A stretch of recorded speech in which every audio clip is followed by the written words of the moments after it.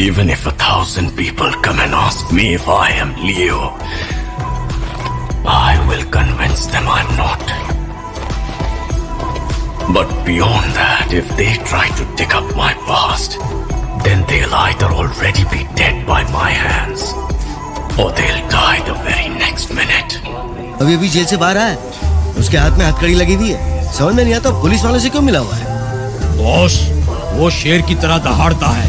राका और राजा को इतना मारा कि गुंडागर्दी छोड़ दी। भाई वो माथे पे भस्म लगाता है और शंकर की तरह तांडव करता है। शंकर का नाम लेता है। अरे बोलना कि तू डर गया।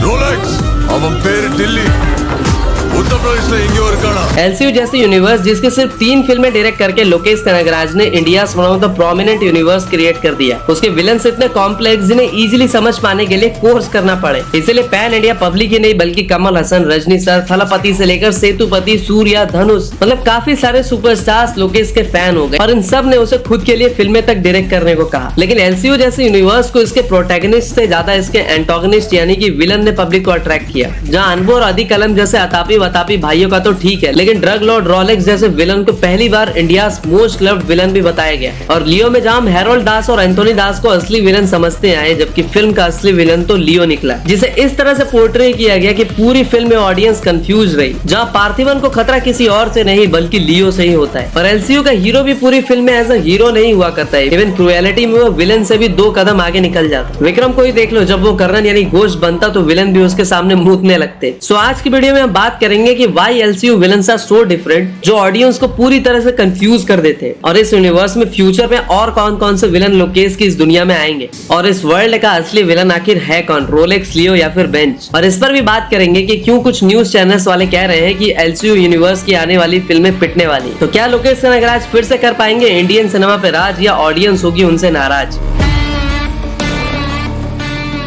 देखो, इंडियन सिनेमा में टिल 90s विलन ऐसे होते थे कि जिन्हें देख करके 5 साल का बच्चा भी समझ जाता था कि भाई विलन यही है, बिकॉज ऑफ दियर गेटअप, बड़ी बड़ी मूछें, लाल लाल आंखें, जैसे कि अपने साकाल जो लोगों को स्नैक्स की तरह अपने क्रोकोडाइल को खिला देते, गब्बर जो पूरे गांव को टॉर्चर करता, बसंती को कुत्तों के सामने नाचने के लिए मजबूर करता, ठाकुर के दोनों हाथ काट देता बिना ये सोचे कि वो खाएगा कैसे और धोएगा कैसे। फिर चाइना गेट के जगीरा तो आपको याद ही होंगे, जो सच में चाइना से इतने इंस्पायर्ड होते हैं कि वो कहते हैं कि मेरे मन को भाया, मैं कुत्ता काट के खाया। इसके अलावा अपने क्राइम मास्टर गोगो और लेजेंडरी अम्बरीश पुरी, जो कि जब विलन प्ले करते तो पूरा थिएटर उन्हें चौपाइयां सुनाया करता। और सिर्फ बॉलीवुड में ही नहीं, इंडिया की किसी भी इंडस्ट्री में सैकड़ों की भीड़ में से विलन को पहचानना लाइक भेड़ के बीच भेड़िए को पहचानना। लेकिन विलन्स का ये डेफिनेशन हिंदी सिनेमा में तो धीरे धीरे चेंज हुआ, जहाँ सार्के ने डर में प्यार में पागल लवर के कैरेक्टर में स्टॉकर यानी विलन में एक नया चेहरा ऑडियंस को दिखाया, जिसकी बड़ी बड़ी मूछें, डरावनी फेस नहीं थी और न ही उसका वॉइस वैसा कुछ था। ठीक उसी तरह एक बिल्कुल ही अलग विलन हमें बदलापुर में नवाजुद्दीन के कैरेक्टर में देखने को मिला। लेकिन लोकेश कनगराज के यूनिवर्स के विलन की बात करें तो सबसे पहले काउंटडाउन नीचे से स्टार्ट करते हैं और एलसीयू के सबसे मल्टी लेयर्ड विलन लियो की बात करते हैं। तो फिल्म में जहां एक तरफ बैडएस गैंग होती है, जहां पर संजय दत्त, अर्जुन, बाबू, एंथोनी, मिस्किन और अनुराग कश्यप वगैरह होते हैं, तो दूसरी तरफ होता है लियो या पार्थिवन। और लियो में कॉन्ट्रैक्ट किलर गैंग का लीडर सनमुगन और उसके गुर्गे, और मतलब मुझे यही लोग फुल्ली डेवलप्ड और कन्वेंशनल विलन लगते हैं, जिनका मकसद क्लियर होता है लूटपाट करना, लोगों को मारना। लेकिन चॉकलेट कॉफी बनाने वाले पार्थिवन की बात करें तो शुरुआत से ही कहानी को इस तरह से पोर्ट्रे किया जाता है, जहां पार्थिवन सबसे लड़ता है अपनी फैमिली को बचाने के लिए,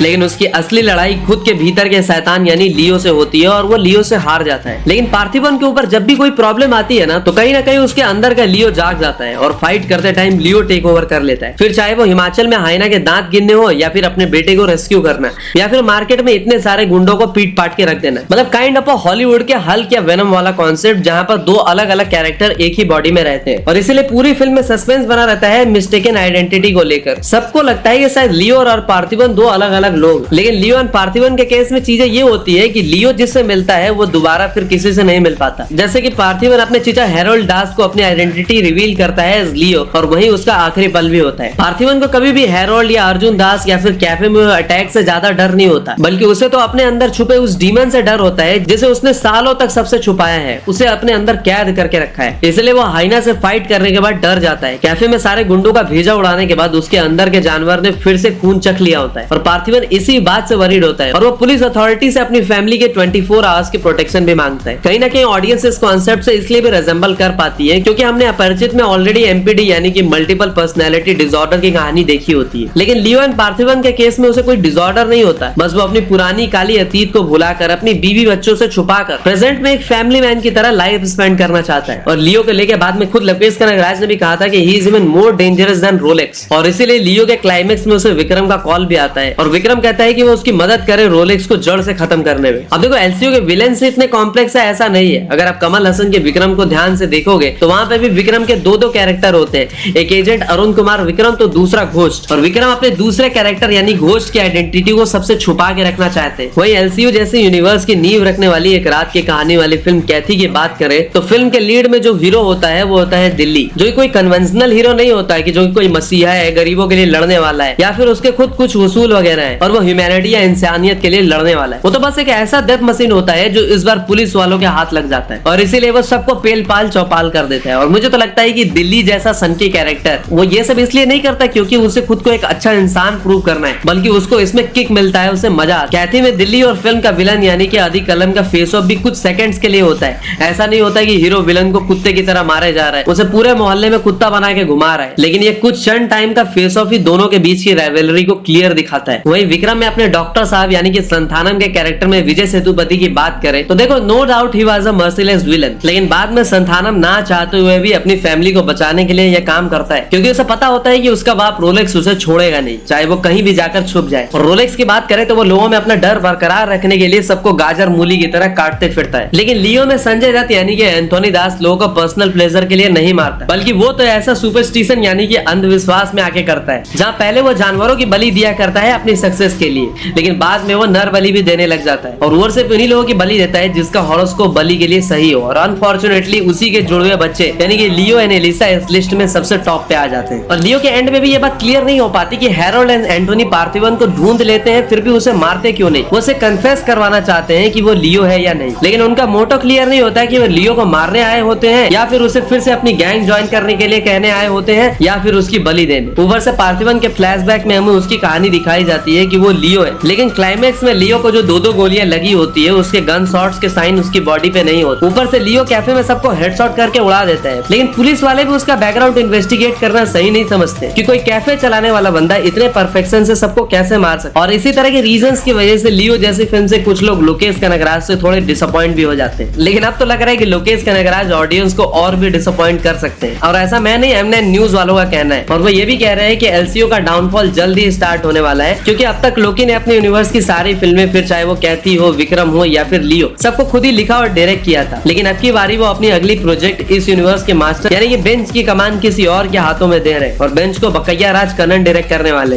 तो देखो बेंच की अनाउंसमेंट जब हुई थी तो लोगों ने अलग अलग फैन थ्योरीज बनानी स्टार्ट कर दी थी कि रोलेक्स का भी बाप होगा, ये होगा वो होगा, लेकिन अगर इस फिल्म को लोकेश डायरेक्ट ही नहीं करेंगे तो फिर वही होगा जो एटली की बेबी जॉन के साथ हुआ था जहाँ उन्होंने फिल्म की डायरेक्शन कलीज के हाथों में दे दी थी। हाँ, लेकिन बेंच में अपनी मैडी यानी कि आर माधवन की भी एंट्री भी हो सकती है और एज अ विलन वो क्या कर सकते हैं हम ऑलरेडी शैतान में देख चुके हैं। और लेकिन मैं कहूंगा कि लोकेश बाकी फिल्मों को छोड़ दे जैसे कि आमिर के साथ जो प्रोजेक्ट है या फिर दूसरी जो भी प्रोजेक्ट है, लेकिन एलसीयू की सारी मूवीज उन्हें खुद ही डायरेक्ट करनी चाहिए। बेंच के अलावा एक और फिल्म आ रही है चैप्टर 0 बोल के। अब देखो चैप्टर 0 के फर्स्ट लुक में हमें 3 चीजें दिखाई देती है, first 1 shot, 2 stories and 24 hours. अब जैसे कि इस फिल्म का नाम ही चैप्टर 0 है तो इसीलिए इसे ओरिजिन ऑफ एलसीयू भी कहा जा रहा है कि कैसे इंस्पेक्टर बेजो यह समत प्रबंधन ने कैसे रोलेक्स का सारा माल पकड़ा था और जब उन्हें पता भी नहीं था कि ये सारा माल बिच्छू गैंग यानी कि रोलेक्स का है। अब चैप्टर 0 के पोस्टर में 3 चीजें दिखाई गई है, 1 शॉट, 2 स्टोरीज एंड 24 आवर्स। इसको लेकर भी 2 थ्योरीज मार्केट में। पहली ये कि इस फिल्म को 24 आवर्स में कंटिन्यू शॉट किया जाएगा, इसके 1 शॉट में 24 आवर्स में 2 कहानियां को दिखाई जाएगी। दूसरी स्टोरी ये भी है कि भाई ये कहती है कहानी एक रात की होती है जहाँ 2 स्टोरीज कुछ इस तरह होती है कि एक तरफ अपना दिल्ली रोलेक्स का सारा माल जला देता है तो दूसरी तरफ विक्रम के एंड में अपने कमल हसन भी रोलेक्स का सारा ड्रग डिस्ट्रॉय कर देते हैं। अब देखो एलसीयू इतनी फेमस इसलिए हुई थी because of its multi layer protagonist and antagonist characters जिसे खुद लोकेश कनगराज ने बनाया था, लेकिन अगर लोकेश ही एलसीयू को किसी और के भरोसे छोड़ देंगे फिर तो भगवान ही वाली। वैसे आपको क्या लगता है फ्यूचर में एलसीयू अपनी पॉपुलैरिटी इसी तरह बरकरार रख पाएगी? इसके अलावा एलसीयू की सबसे इंटरेस्टिंग बात आपको क्या लगती है कमेंट में बताओ। तो मिलते हैं अगली वीडियो में, तब तक के लिए हर हर महादेव।